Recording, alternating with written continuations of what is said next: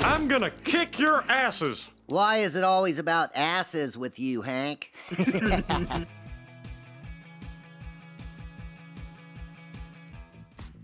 Number 20, built engagement to be engaged on a lie. Peggy remembers her and Hank's disastrous first Valentine's Day in high school as the moment they fell in love. After they bonded over the phone while Hank was supposedly nursing a back injury, they got engaged to be engaged. I'm sorry I ruined your Valentine's Day. You didn't. I mean, I'm just so glad you're okay. But I'm not okay. Uh-huh. I bet I'm missing a great dinner, huh? But today's Valentine's turns downright catastrophic when Peggy learns through her husband's permanent records that he was actually out with mono. He says he contracted it from drinking someone else's soda, when in fact he was forcibly kissed by another girl. No. Come here. Stop. Don't. So Stop. sweet. Stop. Oh. Although Hank is blameless in that regard, his decision to lie to Peggy then and now corrupted the foundation of their marriage. Thankfully, the Hills have had many more legitimately romantic moments since then. That's right. And I baked you a cherry pie with a golden brown crust. Boy, I tell you what, Peggy, that's my favorite. Number 19, mooned Ann Richards. It may be medically diminished, but Hank's glutes can cause a lot of problems. During a trip to Austin for Bill's birthday, the fellas talk the old fuddy-duddy into mooning through the glass elevator of a fancy hotel. They end up leaving Hank as the only one literally with his pants down.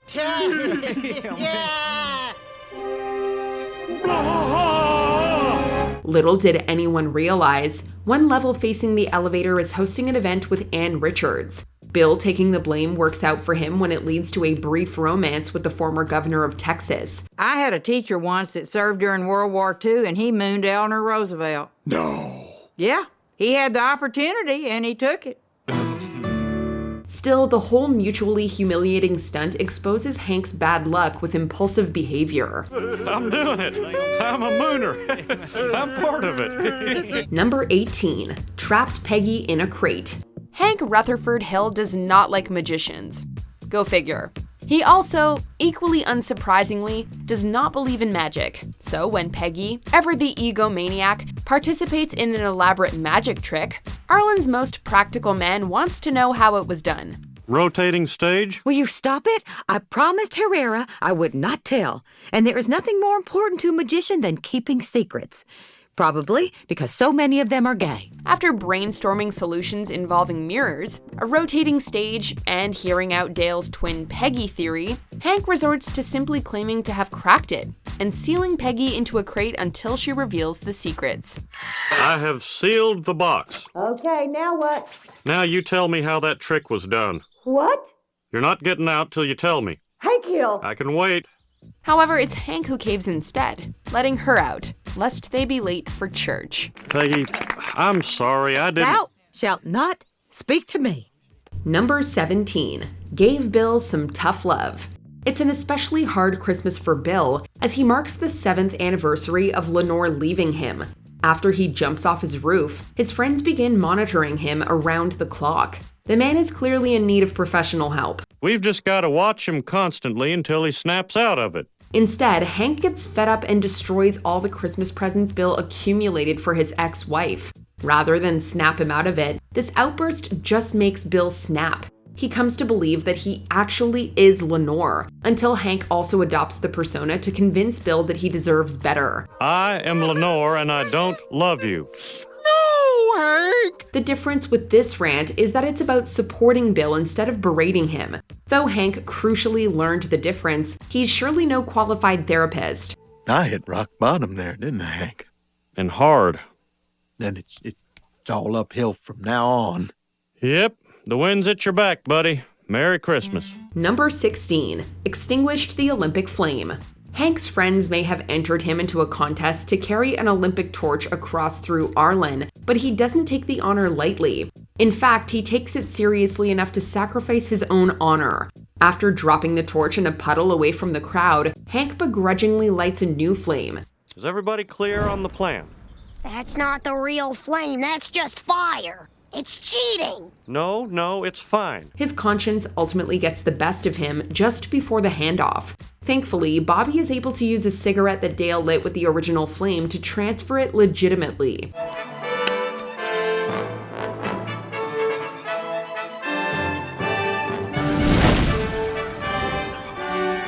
This also vindicates Bobby after his father scolded and then beat his efforts in the contest. Hank, meanwhile, had to threaten the integrity of the Olympic Games to learn his lesson about sportsmanship.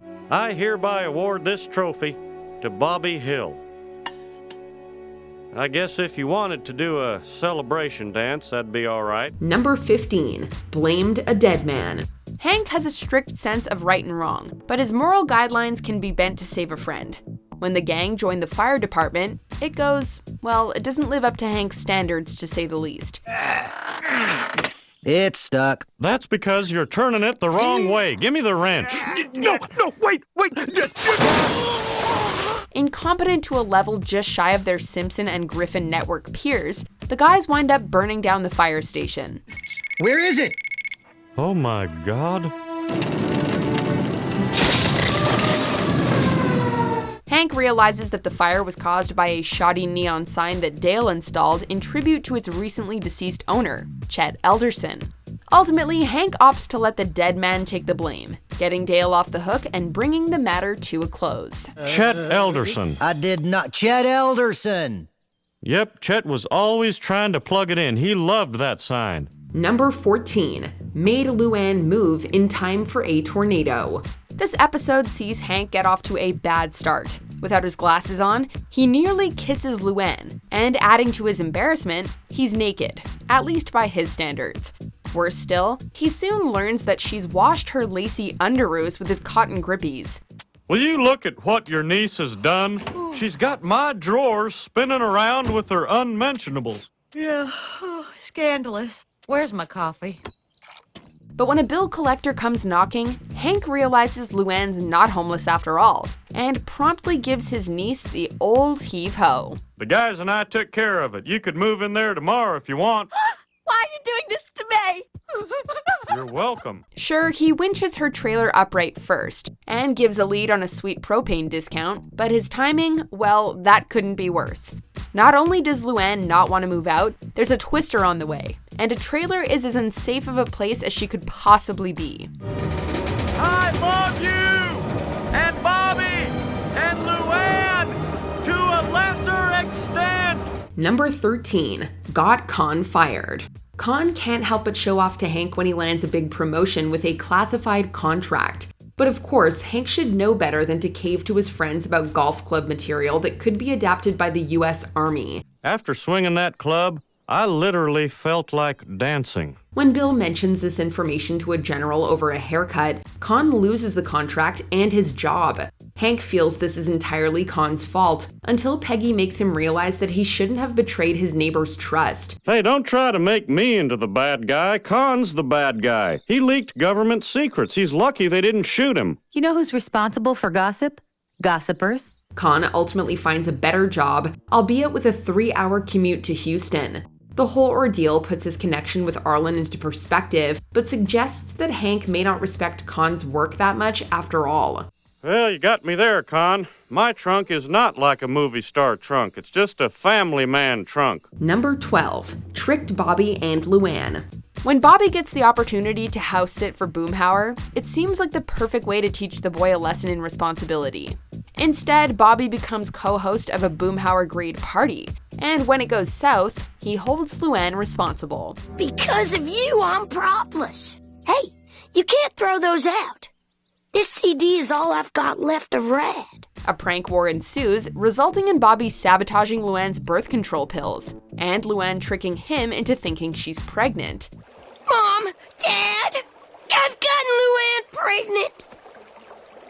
Tapping in Hank and Peggy, Luanne takes part in a fake wedding conducted by Bill to further prank Bobby. Only Hank takes it to the next level. He convinces Luanne that Bill really is a minister and that her marriage is legally binding. It wasn't his battle, but Hank won all the same. No! Number 11. Took advantage of Con's condition. While times are changing, bipolar disorder is still a very misunderstood condition. Likewise, Hank isn't all that hip to the signs, or the jargon, and advises Con, frenemy, and neighbor to skip his meds. Listen, if you're not sick, don't worry about it. Wives have turned us into pill-popping, baby-wearing, teeth-whitening sissies. With Con's condition unregulated, his mood swings toward the positive and productive, which works out very well for Hank and his super grill. Con's ideas come fast and furious. Trouble is, that high doesn't last forever, and when his mood crashes, so does Project Super Grill. Con? Sadness covers me like a blanket. Tuck me in, let me die. Backed into a corner, Hank hunts down some medication, but before it has the chance to kick in, he once again takes advantage of Con's mania to get his grill finished. Let's get to work. Oh, can you help me move my couch too? Actually, Con, we were able to get your... Glad to see you're feeling better, Con. No use in wasting this good mood, huh? Number 10. Severed Dale's finger. Dale only begins to push Hank over the edge by building a tunnel that causes the Hills house to be condemned. Their irritating stay with the Gribbles comes down to Dale disrupting Hank's construction work until his finger gets cut off by a circular saw. Aren't you supposed to be inside the lines? You're outside the lines, see? Oh no, oh my God. It was a terrible accident. Or was it? A lawsuit forces Hank to take anger management classes when he maintains that Dale was the one being reckless and that living with him could break anyone. Take it easy, Parcheesi. That is exactly the kind of anger that leads you to cutting off people's fingers. Peggy, you of all people know I didn't do that on purpose. That's a poor excuse for the usually cautious handyman's inattentiveness with dangerous equipment. Maybe he did want to harm his obnoxious friend, at least subconsciously. Hey, we're not here to point fingers. And to show you that we're best buds again, I'm going to connect our houses with a rope bridge. Sha-sha!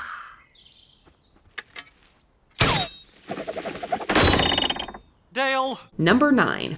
Inspired environmental extremists. It's bad enough when Hank pays sticker price for a new car after Peggy had negotiated a good price. He somehow never figured out that Tom Hammond, his preferred car salesman, has been ripping him off for 25 years. I don't believe this. You know what, Tom? I'm gonna teach you what loyalty means. Mark my words. This sparks a feud that Hank hopes to end by posting disparaging flyers throughout Tom's dealership overnight. Instead, after he invites a radical environmentalist to join in the vandalism, the kid and his friends end up burning down the lot.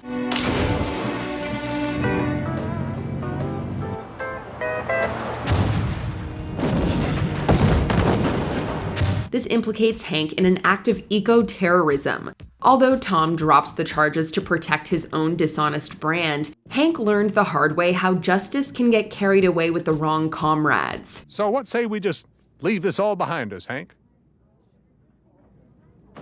Let's go home, Peggy. Number 8. Reckless scout leadership. Rugged traditionalist that he is, Hank is displeased with Wesley Cherish's overly protective leadership style with the Order of the Straight Arrow. So when Hank takes over for a library camp-in, he and Peggy let the kids indulge in adventure. Wesley's coddled sons particularly get carried away. Everything that moves through the woods leaves a trail, whether you're a deer or a 13-year-old boy. Robin gets lost in the woods while Carrie overeats sweets. When Wesley returns after things have settled down, he informs the Hills of Robin's ADHD and Carrie's hypoglycemia. Oh, so you think you know what's best for my kids? Robin has ADHD and Carrie's hyperglycemic. Hank and Peggy's meddling leniency not only insulted Wesley as a parent, but endangered his kids. It just goes to show that there is no straight path with effective and responsible leadership. I feel terrible, Hank. I had no idea how emotionally involved I'd become with my welcome wagon families. I cannot take the stress. I am out. Number 7. Bad faith environmentalism. Sure, Hank likes the environment and all. It's traditional, but newfangled hippy-dippy environmentalism, not so much. That is, until it suits his needs. I thought you said tree huggers like me and Mr. McKay were a bunch of noodle-brained communists. No. No. Learning that the town's quarry is to be drained, thus exposing the fact that Hank, Dale, and Bill crashed Boomhauer's old Mustang, Hank opts to throw in with the Enviro posse in an effort to stop it.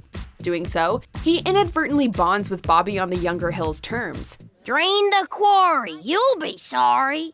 Oh, now that is good. But all this means is that when the jig is up, not only does Boomhauer learn the truth about his friends and what happened to his old beloved, but Hank also hurts and betrays Bobby in the process. Pull it together, guys. I haven't spent all this time acting like an environmental nut job just so Boomhauer could find out we dumped his car here. Number 6. Made Bobby work for Jimmy Wichard. Bobby just doesn't get the value of $1. And so, ever on a quest to improve his son, Hank pushes Bobby into a part-time job at the local racetrack with Jimmy Wichard. The job is simple enough. People are hot and dry and they want something cold and wet. So, if I understand you correctly, you're saying you'll teach my boy the value of $1. If you work for Jimmy, you're gonna work hard. You make money. The people are hot and dry. That sounds just fine. The downside? The boss is hostile and incompetent. Smash! Yeah. Good, I said! Don't be afraid of them bottles. They pop good. Make them pop good. Smash! Beyond knowing he's in charge, Jimmy Wichard doesn't know much, and Bobby is trapped in the situation due to Hank and Hank logic. It's only when Jimmy puts Bobby's life at risk that Hank finally accepts that Bobby is right, and that Jimmy really is a moron. Go to here, go to boy! I want a soda! Go to now, you! Oh! Number 5. Flooded South Arlen. Hank talks a big game when he takes over the dam during a massive rainstorm, but when he suspects that it's giving out, he's the one who cracks under pressure. Hank opens the floodgates to relieve water pressure on the dam, consequently destroying many evacuated homes and businesses in South Arlen.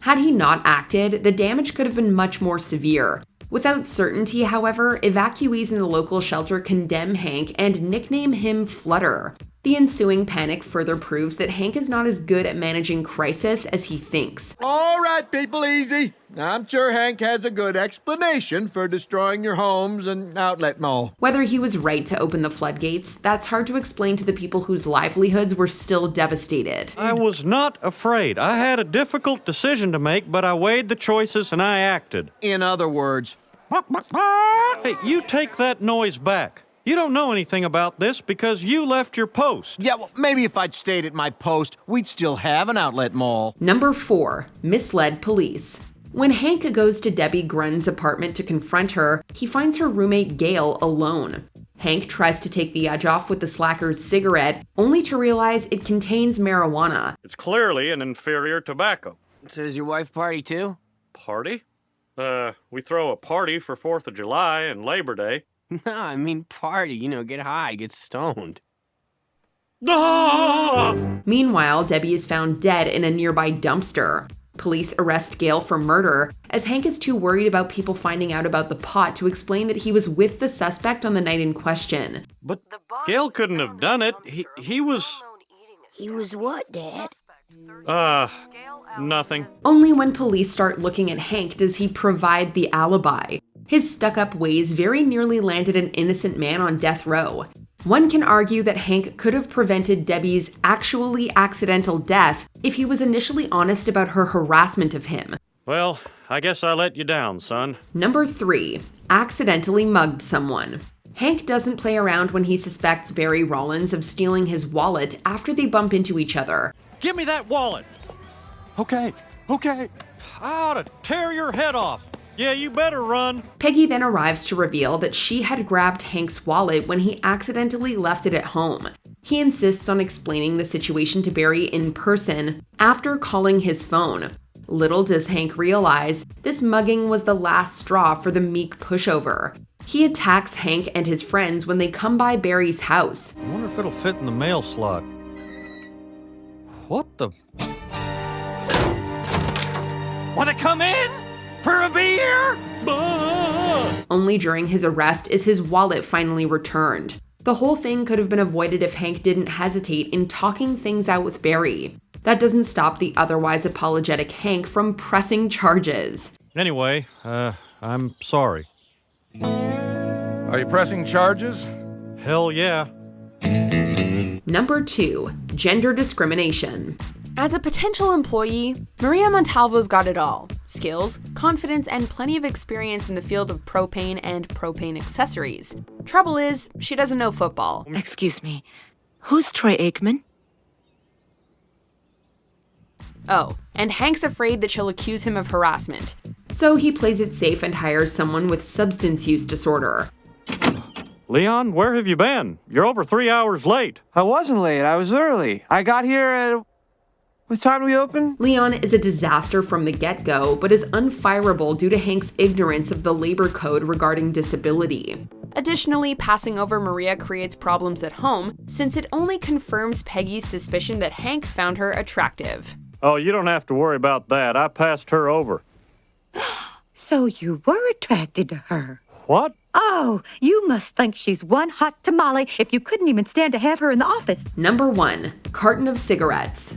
Only 10 episodes into the series, and Hank has already made a major lapse of judgment. Stumbling upon Bobby enjoying his first ever cigarette, Hank gets typically heavy-handed and old-fashioned with his punishment. Now look here. You are gonna smoke this entire carton. Huh? I thought you said you didn't want me to smoke anymore. However, his plan to make Bobby sick of cigarettes only results in the boy being 9 packs deep into his new fixation on nicotine. Come on, only 1 pack left. Plus, as a result of Bobby never doing anything quite right in his eyes, Hank feels the need to coach him on how to correctly smoke a cigarette. This inadvertently rekindles his own dormant vice, and drags Peggy down with him. I'm begging you, put out your cigarettes and keep them out. She's right, Hank. How can we expect Bobby to quit when we won't? What are some other character actions on King of the Hill that just ain't right? Give them a grilling in the comments. Well, Bazoom's is a public place. We can go there and figure out what we should do next.